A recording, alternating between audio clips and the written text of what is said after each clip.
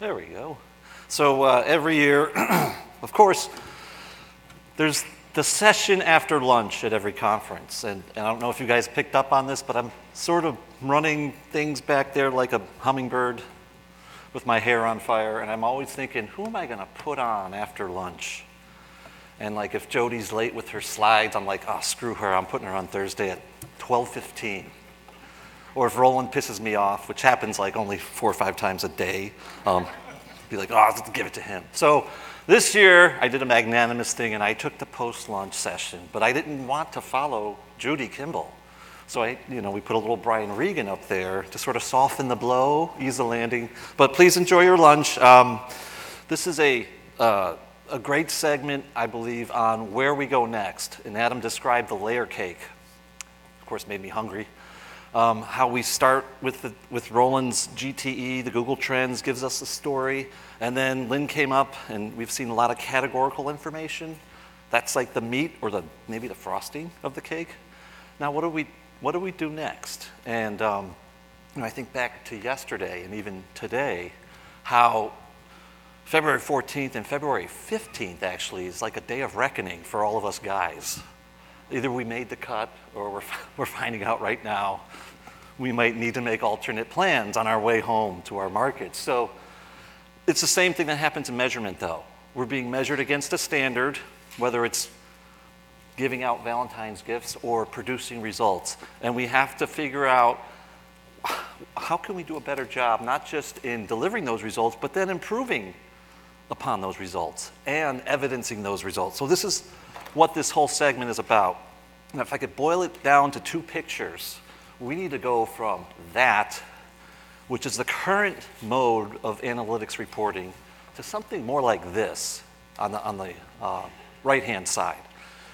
So I'm going to give you 6 really good techniques that you can use to bring into your market and use starting Monday. And it's a lot like Google Trends, where all you need is a Google account and a few minutes to figure this stuff out. So let's step into this. Before I get into that, though, when we do stuff like this, we end up saving a lot of time, a lot of money.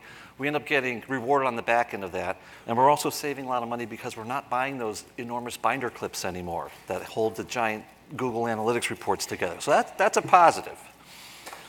But just to step back a bit and ask, where are we heading in 2018? We've heard a lot from different business leaders about where it's going, but specifically in the media industry, what's happening in our world this year? Because this really relates to, believe it or not, analytics.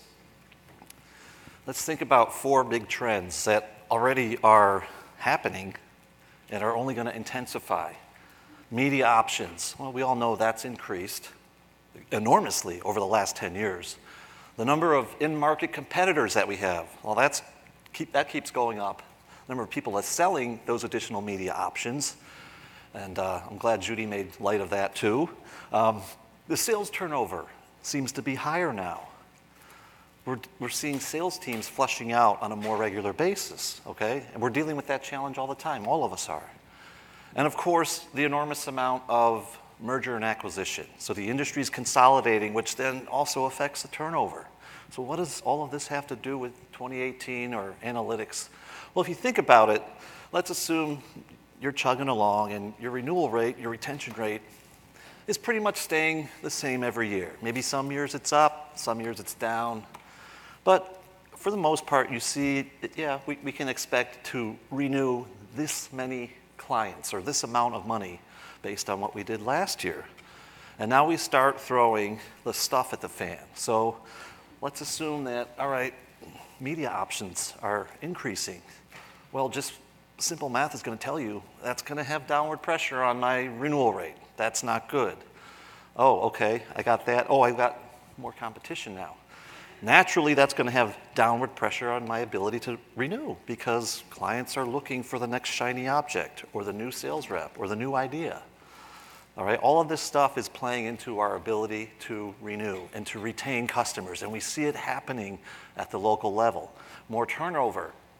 We've lost that relationship. What happens now? How do we save that account when the AE leaves? It's another threat to us. And then last but not least, merger and acquisition. You go to a client one day, you might be Young Broadcasting, then you might be Lynn, then you might be Media General, then you might be, and the customer's like, who are you guys? And you guys have to play that defense all the time, and you see the downward pressure on the renewal and the retention.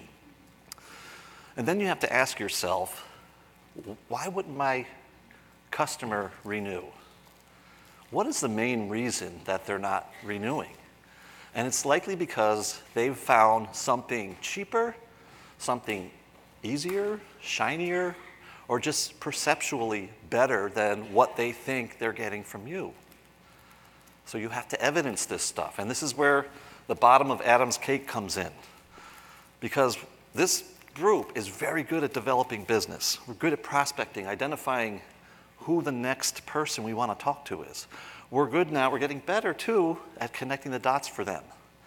Now we need to find that next layer of the cake and say, all right, I want this business. I don't just want to renew on a donation basis where they say 1 year I'm giving you 100 grand, the next year I'm giving you 25 grand. I want gainful renewal. How do I do that? And we saw some examples of that this morning when Krishna was talking about convincing the ivory tower to get out of radio into TV and then to take the next step, that digital B2B angle. Even though it was a little money, that was gainful renewal right there. That was incremental money that was evidenced because of the success that they had with their first campaigns. So that was a good thing. Now, when you talk about analytics, and especially when you follow lunch, you got to walk through hell first. We all know the volume of analytics is annoying. There's too much data out there and not enough meaningful information. So we got to get over that hurdle. Then there's the agony of doing it. And it's sort of like Kevin from The Office doing a Mensa quiz. If you look at Google Analytics, there are hundreds and hundreds of variables that you can measure. And we don't need them all. We really don't for a specific client. And then we've all seen this, the disparity that we see with analytics. Oh, my system says we sent you 150 leads yesterday. Oh, ours says we only got 22. How many people have seen that happen? Where your customer's reporting doesn't match yours, or your in-house solution doesn't match theirs. There's always a disparity. And it gets back to these 6 ideas. We need to simplify. We need to help our clients to find the needle instead of the haystack.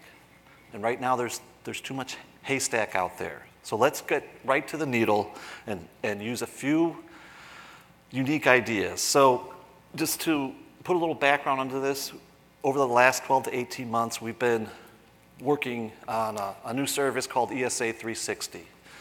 And I'm not going to go into details on that, and this is not a pitch at all, because the last thing we want to do is to manage thousands of customer analytics beds, okay? But what I want to do is say, okay, what did we glean from that? What's the next step? What's that bottom layer of cake that we need to bring to all of our friends in the industry? And here are 6 hacks that you can implement in any station, and most of them don't require Google Analytics, by the way. So if you have another platform or another service or another software that you're using, you can apply most of these. I'm just going to go through it in a sort of a Google Analytics fashion.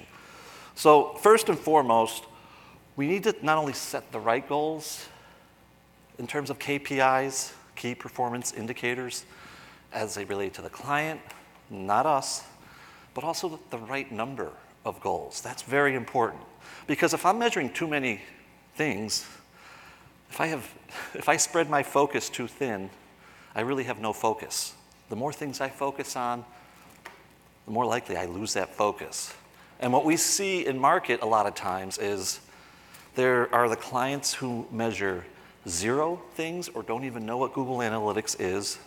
And then there are the clients who have like 137 things that they're monitoring all the time. And you know what? When they have 137 things, there's not enough sample in any of those to really be meaningful. So I just throw the number 3 out there as an example, because if you ask all the ESA consultants and even look at the campaigns in your market, a lot of times a client will have 3 bundled or concurrent messages that they're putting into the marketplace. And that should align with what we're measuring. And I'm going to step through how we do that. And I'm just going to throw out an example of HVAC. Since it's a hot category and we all work with HVACs, they usually have a spring tune-up. They should have a fall tune-up or some kind of element like that. And then, as Lynn said, there's the replacement ad. So the tune-ups are 15-second commercials, direct response type advertising. The 30 is more of an intense, I gotta make a big sale here. Two completely different measurements. But keep that example in mind as we step through this. The second thing we need to do, so now that we've got sort of a ceiling on the number of things we're measuring, and we're starting to figure out, oh yeah, we should measure the things that align with our campaign, we gotta know our customer's business better in terms of what they are really, truly measuring. And Letterman used to have a piece called Know Your Cuts of Meat before he got cranky and old and grew a beard. But it was really funny. He'd go into the crowd and they'd interview an audience member and they'd go out with a plate and they'd have to just figure out if it was a T-bone or a ribeye or a flank steak. And then they would get a certificate to a local restaurant. Well, in our world, we need to know our clients' cuts of meat. What are they really needing to measure? And here's an example in the automotive world. Let's say you start a campaign in March based on information that you got here or a new client, new prospect. And in March, they're up 20% over February. And you're honking the horn, going out to the dealer, and you say, we're up 20% over February. Yeah, we know now enough to say that's really not that great. Because when you compare March to February, and when you looked at the numbers Adam put up from Steve Finley, and you look at Ward's Auto, that happens every year. In fact, it's even more pronounced than that. January and February are notoriously bad months for auto sales. January because of weather and post-Christmas, post-holiday hangover. February only has 28 days most years. And then March comes, and people start getting out and buying again. So March is always naturally higher. What we need to do, instead of using MOM, which is month over month, is to use year over year. Okay, and that seems obvious to us, but let's go from March to March. All right? Now, here's the second thing, and it's very important. This is going to make you look like a genius to your clients. Instead of going back 365 days to the year prior, especially if you're working on a direct response campaign that's highly intensive. Like Jared said on that video, boy, when we ran those ads, the phone started ringing. And then, Cody sort of took a dump on that one, but that was it's so true in direct response that we need that result right then and there. But we really don't always, if we look at March 5th this year, it's a Monday. So if we're running a campaign and we want to know what the result is, and we compare it to March 5th of 2017, that's a Sunday. So again, we're out of phase. So I always say, let's go back 364 days. The only reason being is it's divisible by 7, and you're going to land on the same day of the week, okay? No matter if it's a leap year or not, 364 is always divisible by 7. I've scratched it out on a pad a couple times just to make sure. All right, the third thing that you're going to do, once you get your clients' goals limited, or at least the ones that you're monitoring, and once you phase into what their cuts of meat really are, we're going to set up alerts, which takes all of 5 minutes in analytics. I know we don't love digging into the mountains and mountains of data. And what you can do right in analytics, and I know some of you have done this already, is right from your home screen, go into customization, custom alerts, and you can set variables based on the key performance indicators that you're looking to measure. And have Google Analytics send you the information instead of retrieving it. So if direct leads are up 10% on a Monday morning, you'll know before your client does, because this is very real time now. And what happens is, all Google does is say, oh, I got my trigger. I'm going to send Dave a text. Your direct leads are up 3% today. So you're getting this real-time information instead of having to wait for another 74-page report to be produced and choking the printer. It's a great tool. I strongly recommend it. It's very easy to set up. And again, you're picking the KPIs with your client. So it's aligned with your creative, and it's aligned with your life. I mean, your work schedule is so busy, this makes things a little easier. The fourth thing, what we call the studio. There's a tool that Google has. It's free. If you have analytics, you've probably seen Data Studio.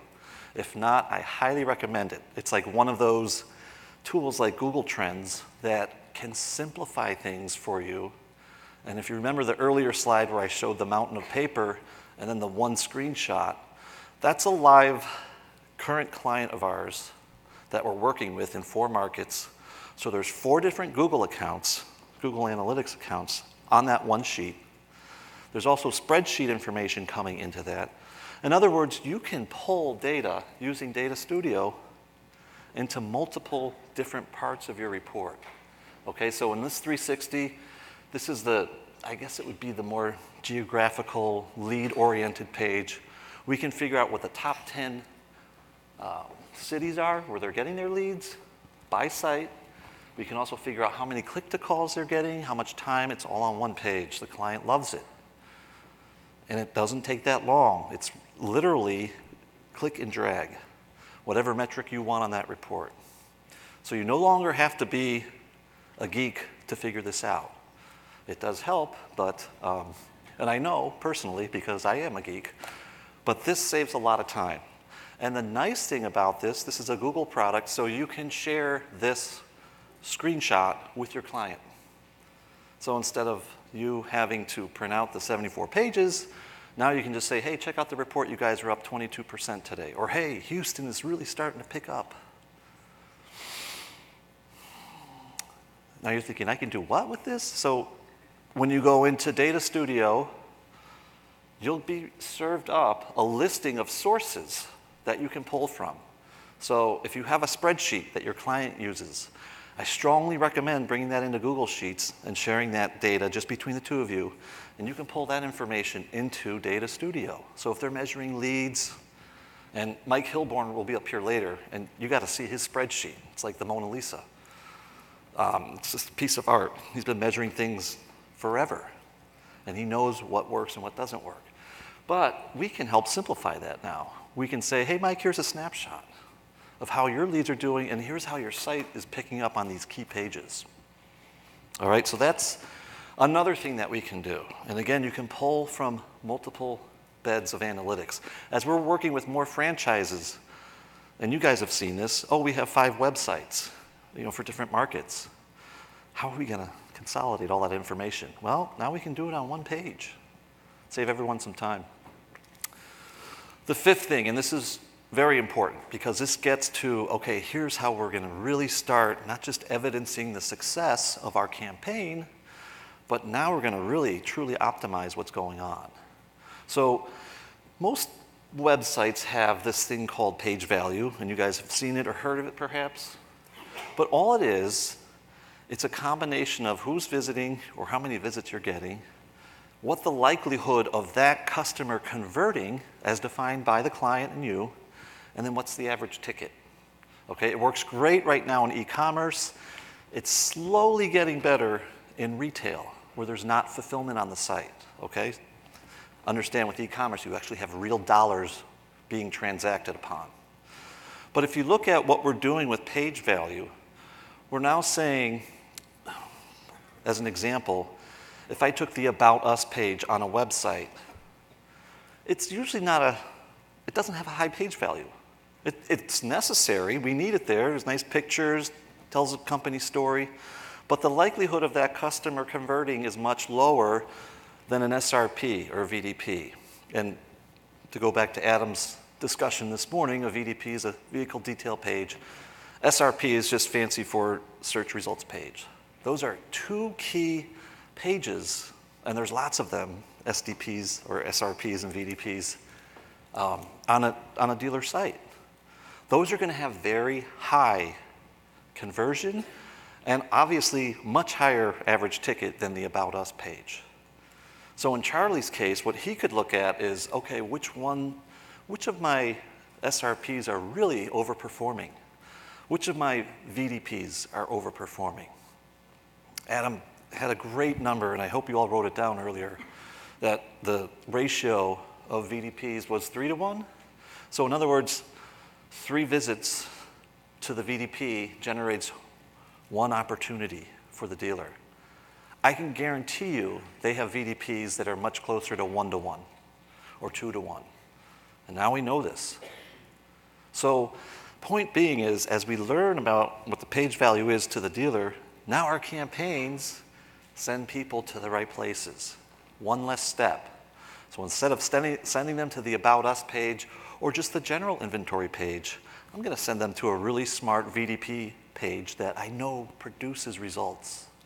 I'm going to send them to a specific search listing, especially if they're running a CPO campaign. Send them right to the CPO search results page. Talk about a monster conversion engine that's always cranking. Oops.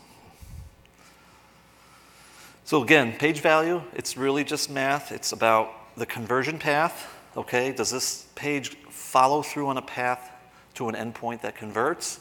It's about the average ticket or the value that you can assign. And that's where it's a little different from e-commerce to retail. In e-commerce, we have a dollar amount. In retail and in service companies, we can actually define a value based on some kind of fulfillment. Getting back to that HVAC example, Lynn talked earlier about using 30s for the replacement and 15s for the service calls and the tune-ups. If I'm running a 30 about replacements, chances are pretty good I'm sending someone to my site and they're filling out a form for an appointment. I can assign a value to that form, and believe me, your HVAC providers know what that's worth to them because they have all the other ratios. When they get in the house, how well they close. We heard the Jim Abrams story earlier, how he wanted to get to a 100% close rate. There's probably a conversion mechanism at the front end of that on the site. Probably going to have very high page value. So yes, we can do this in retail. Yes, we can do this for service companies. It works better for e-commerce. It works very good for direct response because of what we're asking the customer to do. This is a good one. So now that and this is something that you probably add on towards the end about discovery. And I could use a couple of examples that really illuminate what I mean by this. When you're in there and you're simplifying the analytics through some of these tools, you're going to see things pop out and identify that opportunity that Krishna was talking about earlier. Something good happened. I want to spend more money with you. Something good happened. I want to spend more money with you and cancel radio or cost shift out of other media. And the types of things that I'm talking about in discovery, a perfect example is we worked with an e-commerce client that got lots of visitation to their site, got lots of customers excited, they filled up shopping carts, and then they abandoned the shopping cart. So we had all these abandoned shopping carts on the site. Now, what you would interject here, you would know this, by the way, because if having a shopping cart full is a metric that you're following and you want that to be fulfilled upon, you would know that, because that would be one of your 3 KPIs. What I would recommend is, hey, I have an idea. We have already captured all the meaningful information of that customer, including their email address. So if I've got 153 abandoned shopping carts, let's send an email out within 48 hours saying, we got shipping costs, it's on us. Or 25% off your next order. Something that induces them to buy. Talk about turning a possible loss into a win. So that's the type of discovery you can do with these tools and taking that next step, not just from a media standpoint, but from a real retail solution standpoint, to allude to Jake's point from yesterday. This last one I call, it's a bonus. You can make stuff up. And I don't mean the way your competitors make stuff up about you guys, or the way you make up stuff about your competitors. No, I'm just kidding. You can make stuff up within Data Studio. And this is another reason why I strongly recommend this software. Now, the reason I would make something up, and all you're doing is crafting a new KPI that might be very meaningful. We have a client, this is one of Lynn's clients, that happens to use AdWords. And we wanted to know what % of their total visitation was coming from AdWords. In other words, a C2S rate, a click to, what is it? I can't even read it. Session, click to session rate. If that gets too high or too low, we know we're operating outside of a zone that they're comfortable with. You can do this for branded clicks versus unbranded clicks. To get back to what Roland was talking about earlier, if the branded click costs me 87 cents and the unbranded click costs me $10, and I know my branded to unbranded clicks is out of whack, well, I can build that variable right into my data studio and look extremely smart. When you go in and edit these reports, you can add a field, and you can define it with the same variables that you're always looking at in analytics. So if there's 5 things you want to measure, sometimes you can combine 2 of them into one meaningful solution for them and say, hey, we're really outpacing in branded clicks, or we're really overpacing in unbranded clicks. You're probably spending too much on Google AdWords. And what happens when you do that? You're freeing up budget for your tools. So these are the types of things that we've learned in using Data Studio and using some of the analytics software that's available now to us. Again, this is not a pitch for 360. We're doing it right now for some of our bigger clients, but there are ways that we can interact with some of the bigger clients in your markets, and we just need a little advance time, that's all. So that said, let me know if you have any questions. Does anyone have any questions now? All right, I'll be in the back of the room. You know where I'm at. I'm going to bring up Jody again. She's got, is this for Mike? Okay, this is going to be great. This next segment dovetails beautifully into what Mike's going to show us. Jody?